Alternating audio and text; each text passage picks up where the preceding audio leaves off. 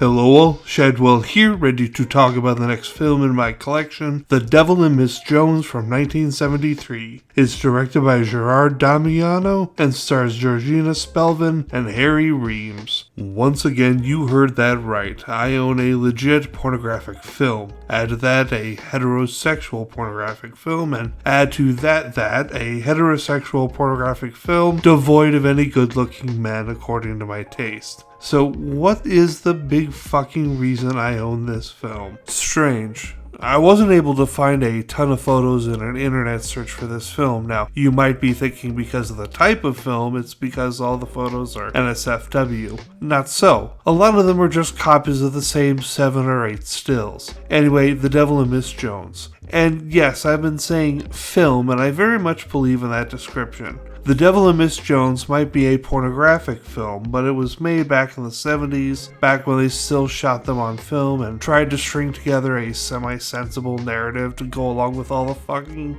Why do I own it? Well, way back in my early 20s, I had a friend group that liked to come together one night a week, sip wine, and ironically watch classic pornographic films. We called it Family Porn Night. Anyway, this was on the schedule for the very first Family Porn Night, and my memory of it is of an actual good film that just happens to have a lot of hardcore sex and nudity. It's about a woman that, because she commits suicide, is headed for hell, but because she was good in every other aspect, St. Peter makes her a deal that she can go back to Earth for a short time, lose her virginity, and fuck her brains out to commit the sin of lust, and justify her heading to hell. What follows is a lot of sex interspersed with very brief scenes of story, culminating in the woman's own personal hell. A room where her roommate can't get it up, and she can't climax without another person's help, and so she will forever go unsatisfied. 20-year-old Shadwell found this profound enough to eventually add the film to his film collection.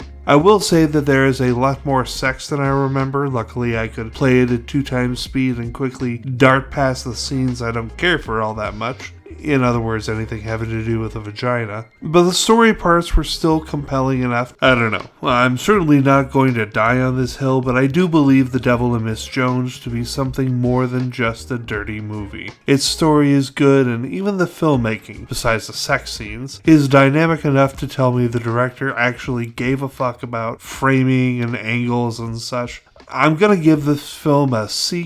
Tomorrow we continue with The Devil, this time The Devil's Advocate. See y'all then.